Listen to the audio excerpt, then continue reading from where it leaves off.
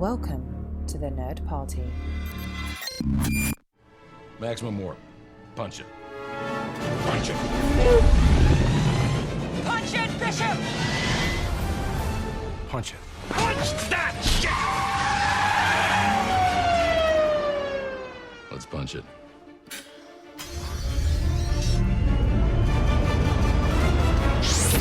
Hello, everybody. Welcome to Punch It, Writing in Star Trek. My name is Charlene Schmidt, and with me, as always, is... Tristan Riddell. Tristan, I am super excited for today's topic because it was suggested to us by our sister Trek cast on the Nerd Party on SETI Alpha 3. The guys gave us a challenge, and we took them up on it. Why don't you tell them what we're doing? Well, today we're taking the unenviable task of trying to rewrite These Are the Voyages. Now, this is something that a lot of Star Trek fans have either done in their head, on paper, because we've had or to. in tweets, or in podcasts. And so this is nothing new, but it's new for us. And yes. For those of you who don't remember or have blocked it, this is the series finale of Enterprise. That's right, episode 422.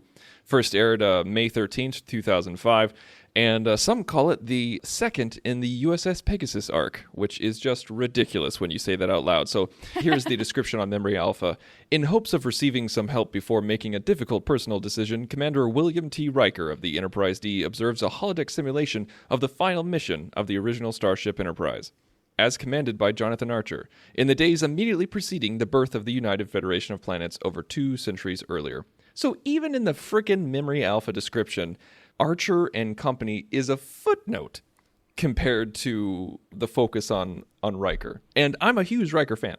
If there's anybody who doesn't have a problem with that, it should be you. Right. But that, I think, is one of the inherent problems with this episode in general, is it had a really good intent.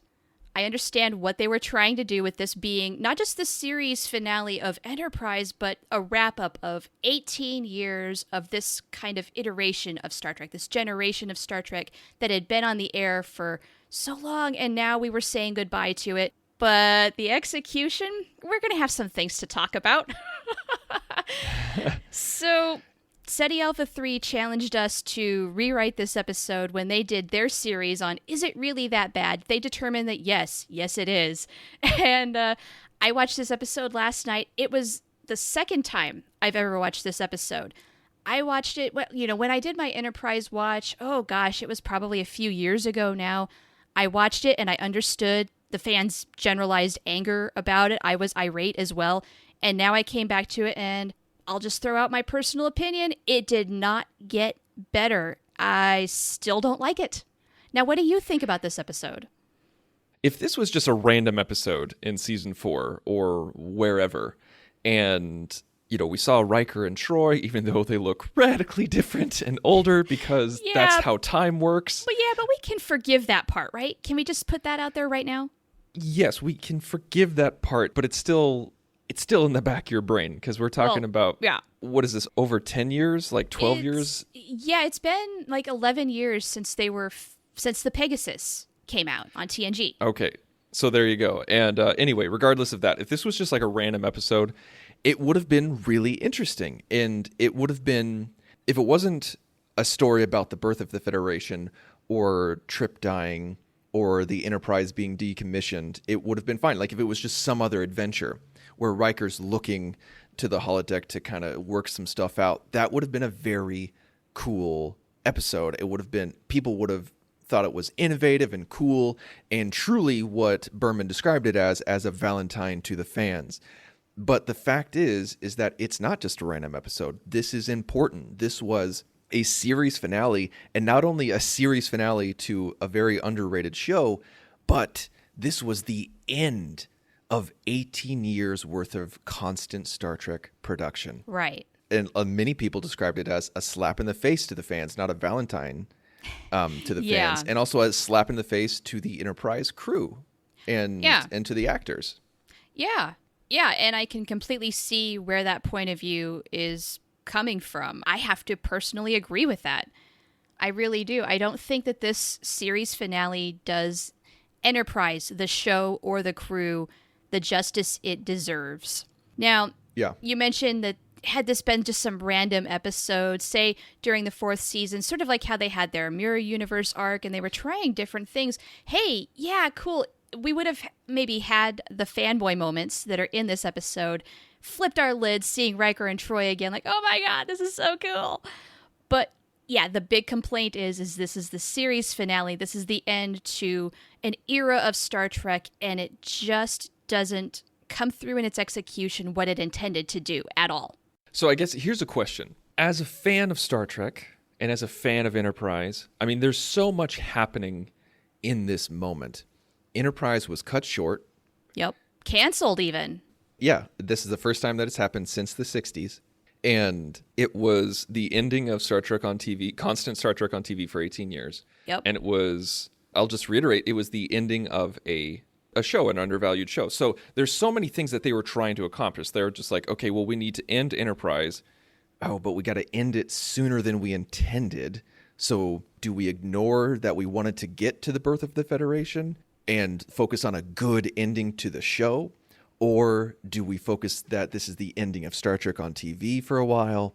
Or do we focus on this and focus on that? If you had to rewrite These Are the Voyages, would you take it from a perspective of this is the end of Star Trek TV or this is the end of Enterprise? Because they tried to do both and it didn't work. Right, exactly. I would have gone in the direction of the birth of the Federation. That's what this whole show was leading up to, and I still think that you could do Star Trek as a franchise a lot of justice by focusing on that very important moment. But giving this crew their last hurrah, give them their time to shine, because they got robbed. So with that, would you fast forward years, or would you fudge the birth of the Federation to this current time of when Enterprise was ending? You know, that's a good question. I kind of want to Titanic the whole thing, where I would love to see, and this is not my original idea, I've heard of many people suggest this, start out with an older Archer talking to a reporter, he's being interviewed, or maybe he's talking to cadets at the academy or something, talking about that last mission or being there for the formation of the Federation, and have him say, oh yeah, I remember, it was an incredible time, blah, blah, blah, blah. And then you flash back and we get invested into the story that way. Now, what do you think about that idea? I think that's a great idea, and it's similar to what I have thought of, but you didn't quite answer the question. Oh, I'm sorry. No. You came up with a great idea, but here's the thing is that, like, okay, so you're going to go even further into the future with an old Archer. Great. Love it. That's what I thought of too. Actually, side note, I wanted to see Archer at the launch of the 1701. Ooh. Now, see, would that not do even more justice to Star Trek as a franchise in that kind of a moment right there? Yes, it would. And we know that Archer died one day after the christening of 1701. So it's quite possible he could have been there. You know, so I'm going to say he was. Maybe they're wheeling him out. He's watching the launch. Doesn't seem completely implausible. Yeah, there's a lot of reporters who would ask him questions like, this is the guy who is partly responsible for the birth of the Federation, and now here's the first ship to carry his ship's name. Tell us a story. And so he goes back, and then we see the crew. Now, so we go even further. We go to 2245, which was the christening of 1701. And then we go back in time. Do we go to quote-unquote present day, season 4 of Enterprise? Or do we go 6 years in our future to the birth of the Federation? So it'd be 10 years of Enterprise time in their perspective. Does that make sense? Yeah, it does. Now, that's something that we have to decide, I suppose, is how much of the original story do we want to keep? Do we want to go with their whole idea where it's 10 years from season 4? And we've seen how the crew, I guess, has changed, and they're just on the cusp of all scattering about going their own way. I mean, that's kind of an interesting time. There's a lot we could do with that. What do you think? I'm kind of the mind where I'm like, okay, if we want to keep it to canon, quote unquote, whatever, to the birth of the Federation and keep that on timeline so we don't have to fudge anything. So it's in 2161. I would have liked to have seen where it's at that time, and maybe Enterprise is under a different captain, and you know, like the NX-01 is under a different captain. Jonathan Archer has moved on. Maybe he's become Archer has become more of a diplomat. Like he is like, after season 4, he's kind of put most of his focus on actually physically developing the Federation, getting all these species together, trying to work it out. And the Enterprise, the NX-01 has been going on its own with its original crew. And so this is the story of Archer going back to Enterprise for that one last mission, that kind of deal. So it's kind of evocative of the motion picture. Yeah, I can see that parallel. I have a possible modification. Let me know what you think of this. What if it's right before Archer is about to move on? Because I think maybe the fact that there's a new captain on the Enterprise might be a little too jarring, and there might be a little too much competition, like 2 captains. Like, really? What's going on here? So what if it's right before he leaves, and so everybody kind of wants to have their last moment, their last whatever with Archer before he goes? I think that's okay. So it's not Archer going back to get that one last mission. It is his last mission. Exactly. Yes. I think that works. I think that totally works. I think because that way it would work with the christening of 1701, where he's just like, well, I won't tell you about the birth of the Federation, but I'll tell you about when I first decided to leave Enterprise in order to pursue the birth of the Federation, something like that. I mean, really, his whole career kept building up to what was the birth of the Federation. So this is a pivotal moment. It would be a good thing to focus on. So I don't know what you think about Shran's whole thing of, oh, hey, by the way, I'm alive and my daughter's missing. I think we need something bigger. I think we can do better. You know what I think we really need? And this is not an uncommon storytelling thing in sci-fi, but I think we need to see, to really pound in just how important the birth of the Federation is, I think we need to see people from who might not have otherwise worked together, working together for a common cause. Now, have we seen, I know with the Xindi attack in season 3, in the battle, there was a lot of starships working together, but I am absolutely 100% blanking. Did we ever see Andorians and Starfleet and the Vulcans and Tellarites working together in one battle? Oh, my instinct says no, but it has been a little while since I've watched Enterprise. I'm thinking the same way, and fans, if we're getting that wrong, please forgive us. But what if this was, like, they had to all work together? Like, this is something where representatives from all 4 species had ships, multiple ships, and there was one last armada battle. This is beyond the handshake. This is beyond the diplomatic table. This is action that cements the relationship between the 4 species. Yes. This is precisely where, before I ever watched this episode, this is kind of where I thought maybe this is how the series would end up. And then when it didn't, I was so incredibly disappointed because it seems like such a missed opportunity. Like, this is exactly what it should be. And then if you wanted to have that ending scene of Archer in 2161 with his dress uniform on, physically signing it and giving that speech, as soon as our episode is done, it fades, it flash forwards to 2161.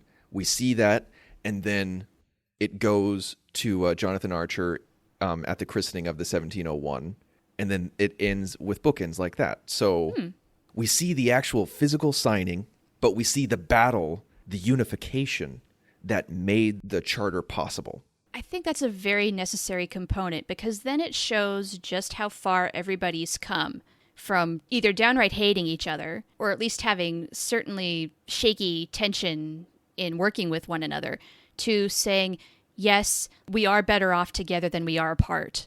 And then that way, if they did for some reason get renewed for a season 5 or a movie or a TV movie or whatever, you're not disrupting anything. You're not changing anything. We already know that Archer survives, that he's helps with the charter, that he's there for 1701. We've already established all of that. Yeah. And so we don't ruin anything, we don't spoil anything, and we don't alter anything.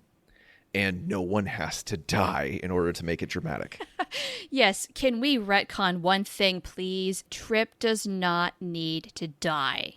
so friggin' pointless. I know that they alter it in the novels and they kind of retroactively take it back. Thank goodness. But as it was happening in the episode, I was just like, this is so pointless. And they go for Trip because of his connection to the captain, because of his connection with T'Pol, and because we like him. If Reed died, no one would care. If Mayweather died, no one would care. So they went with Trip because it was just supposed to be a gut punch. Yeah, and it was like it was coming from the bully instead of like a genuine fight of, oh my God, I can't believe it happened, but, it needed to happen because otherwise the ship would go down. No, it's just, let's kill him just because.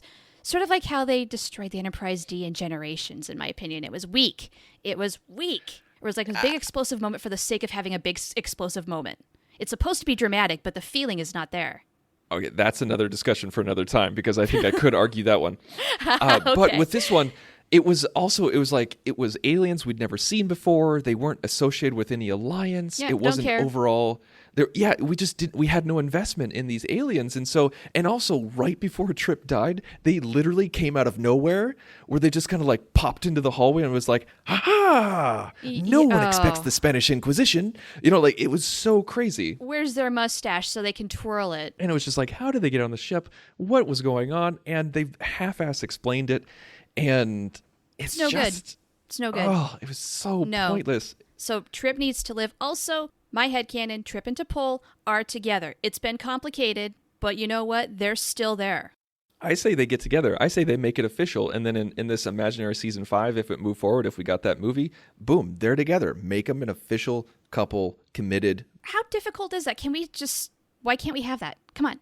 Why do they constantly have to do the on again, off again, then they're off for good and pretend like it never really happened? Just no, stop.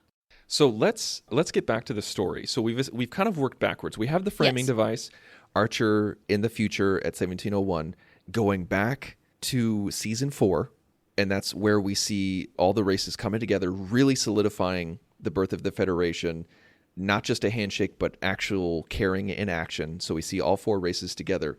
What is the situation that gets them together?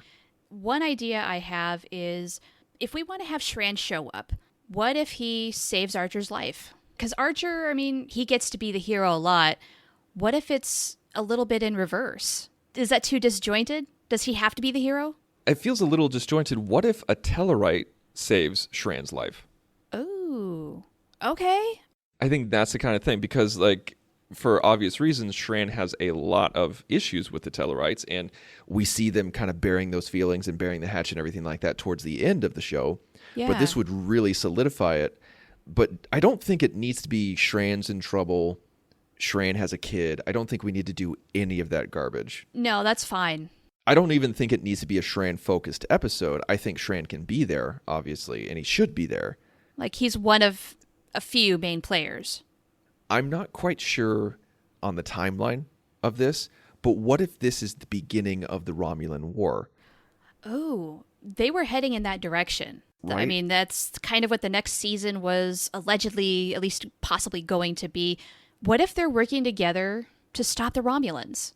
That's what I'm thinking. It was like, that's their common enemy. It's kind of like in Deep Space Nine, when all of a sudden the Romulans showed up along with the Klingons at Deep Space Nine. They all decloaked, and Sisko's like, holy crap, we're really in trouble if we need their help. Yeah. All right, so the Earth-Romulan War, also known as the Romulan War, was a major interstellar conflict from 2156 to 2160. So a year after that, in 2161, was the birth of the Federation, the signing of the Charter. Okay. So if the Romulan War starts in 2156, and Terra Prime, which some people see as the real series finale of Enterprise, I'm raising my hand right now, was in 2155. So that's only 1 year later. So we could absolutely see the beginning of the Romulan War here, because we could see a skirmish in 2155 and then it's not formally declared until 2156. Okay, so that is not a problem whatsoever. Let's do that. So that's how it is. And that's the thing. And so you could insert any kind of storyline that you'd want into it. It's just say this is the beginning of the Romulan War, and this was the beginning. This was a brothers in arms type situation. This is what brought all 4 races together, a common enemy. Yes. Okay, this is great. So the idea I have is the Romulans being Romulans, they are probably messing with Andorians, humans, Tellarites, anybody who stands to possibly unite against them and trying to make them distrust one another.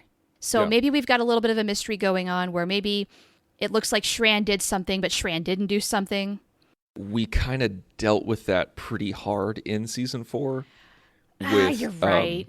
With that shape-shifting ship. Yeah, why'd they have to do that? Okay, but I mean, Romulans, I mean, that's kind of their thing is deception and mistrust. What else could we do with that? I think we could still find something that's devious, though. I think it could be, let's see, instead of like seeding distrust among the 4, what is something that causes them all to, like, what's the strength of the 4 of them to get together? Obviously, it's numbers.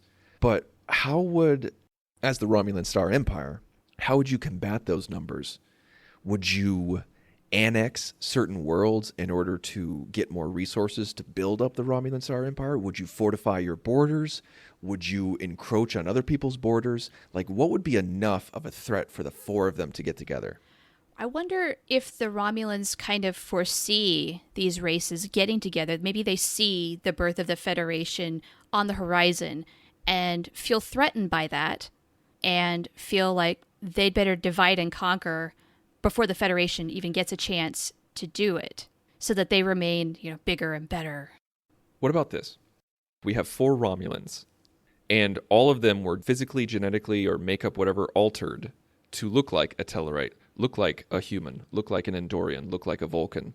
And they infiltrated the planets, and they are there to trying to assassinate world leaders of each respective race. Are they staging a coup? I don't know. I think they're just trying to stage discord. Okay. And because these people are genetically altered or physically altered, it would feed into the known fact that we don't see what Romulans actually look like until the days of Kirk. Ooh, I like it. Gotta stay in canon, yeah. And so that stays in canon. It fudges it a little bit. Sure. But Enterprise did that fairly often. So it stays in canon. And with that, like with the assassination of certain leaders, maybe it was all at one time or relatively close to one another, coordinated attacks. And so there's just disarray. Maybe people are saying, we got to pull out of this handshake agreement. And we're like, no. Like, this is the Romulans. Somehow Archer and company find out it's the Romulans. And they're building up their forces. They're going to be planning an attack on us. And they're waiting for us to just kind of dissolve so that they can pick us off one by one. What if there's an imposter on Enterprise? Maybe it's that imposter that I'm talking about who committed the assassination on Earth, and he or she is trying to use Enterprise as a getaway vehicle. Ooh, interesting idea. So it's not a longtime crew member. It's someone that is on the ship, and it's a little Harry Potter-esque where it's just like, oh, it's the new guy. Like he's the one. Right. We don't know enough about him to really have a whole lot of suspicion, aside from the fact that it's the new guy. Mm-hmm. It works, though. And it would work for this last story, because we don't necessarily have time to build a beloved character like, oh, I can't believe he did that. Even though they were playing with arcs at this point, let's just not. Yeah, I say like maybe there's 2 successes of assassination, maybe on Earth and on the Tellarites' homeworld, and maybe even Andoria. So let's make that 3, but they didn't do it on Vulcan. They attempted it on Vulcan, but we see them.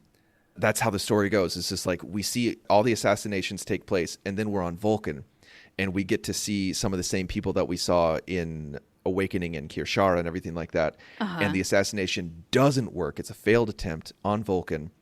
And when the Romulan gets caught, maybe he swallows something, he or she swallows something, and that body completely vaporizes and dissolves. They can't reconstitute who it was or what it was. And it's not until later they find out it's Romulans. Anyway, I'm just basically, it's a long time I'm talking where I'm just kind of say that the assassinations happen on Andoria, Earth, and the Tellarite homeworld, but they don't on Vulcan. And that's how they know this was a coordinated attack with devious intent. Okay. One question, though, is say the Romulan takes, I don't know, an exploding cyanide pill or something, and that therefore the body is destroyed. How do they eventually trace it back to it being Romulan? How do they figure that out? Well, I guess there's like maybe some sort of residue. Like maybe there's ashes or something? Yeah, something like that where they're just like, it's alien, we don't know who it is, but it clearly wasn't a Vulcan. But then the Vulcans are so close in ancestry with Romulans. Ooh, what if there's suspicion that it was a Vulcan, but it's like a genetically modified Vulcan? Like, wait a minute, are these Romulans we've been hearing about or something like that? Yeah, or maybe that's the Vulcans figure that out, but keep it silent. Ooh. And so that kind of adds a layer of distrust. Yes. Where maybe Archer finds out that the Vulcans know more than they're letting on, because all the Vulcans tell them is, it wasn't a Vulcan. That's all we can tell you. Well, like, give us a sample. We can't give you a sample because they're trying to keep it secret that the Vulcans and Romulans are so close in ancestry. Right. Because Spock was kind of forced to bring it out in the Kirk days, like in the original series days, if I'm remembering correctly. It's been a while. Yeah. And maybe that's when, and so Archer finds this out, and he's like, okay, we'll figure out a way to tell everybody without them knowing you're a close ancestor, because like the Vulcans are like, listen, if the Andorians and the Tellarites find out the Vulcans and Romulans came from the same place, they might distrust us even more, and this treaty is over before it began. Right. So then Archer says, your secret's safe with us for now. So that we can move forward. So it's getting complicated. A little bit, but it's turning into a good story. Now, I think T'Pol is the big cornerstone in all of this, where maybe she gets it out of the Vulcans because she herself is a Vulcan. I don't necessarily see Archer having the capability of getting it out of them, since things have just been so wishy-washy with him and the Vulcans anyway. So I think it's got to be T'Pol. She's kind of that bridge, showing, again, a little bit of growth. She started off the show in complete distrust of Archer, and now she's working for him. She's got his back. Yes. Yeah, I think that would work a great deal, because this kind of shows her loyalty, but she's also still Vulcan, and so she tries to walk that line. Like, do I keep the secret? Yeah. Do I let Archer know and tell him, don't tell anyone?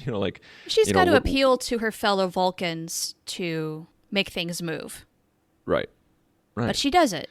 Well, one thing that I did like, one of the few things that I actually do like, and these are the Voyages, is the fact that everybody kind of gets a little bit of a moment with Chef, a.k.a. Riker. Should everybody have a little bit of a moment? Do we want to go through maybe what those things might be? How might they contribute to this story and get their time to shine?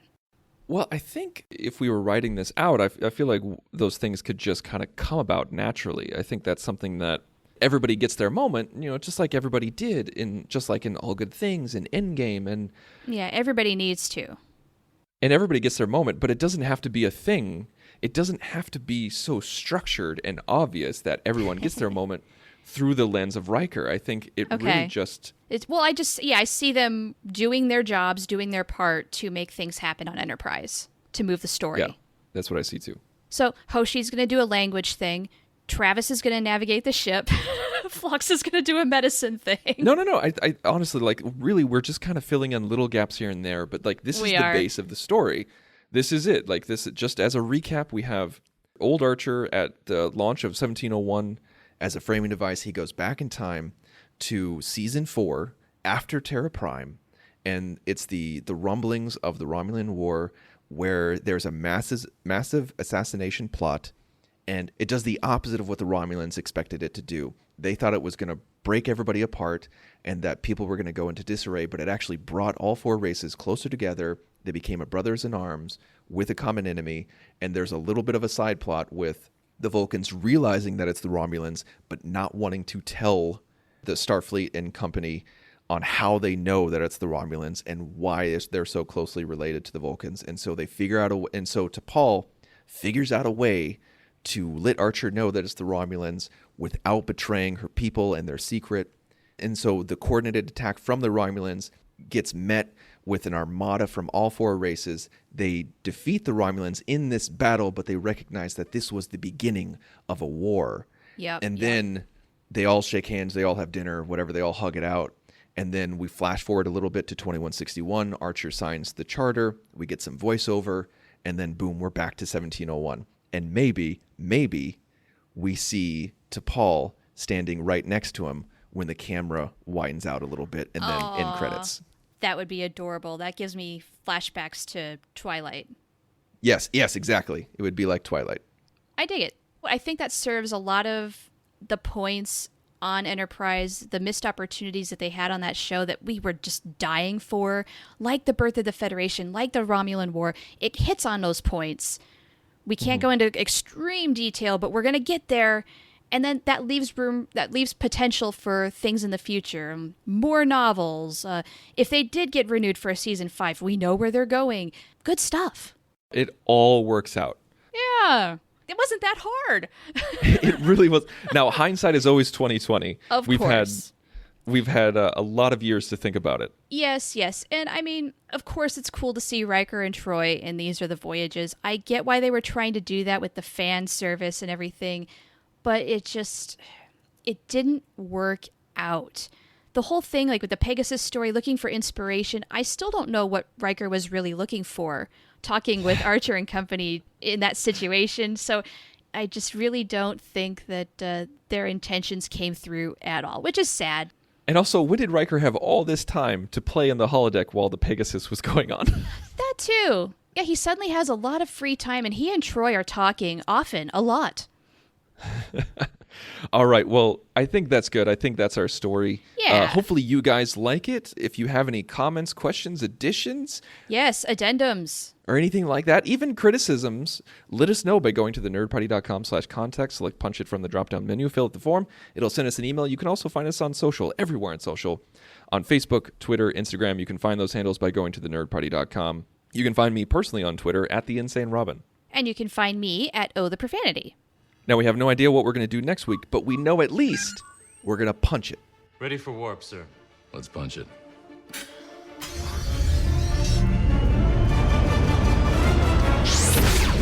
Join the revolution.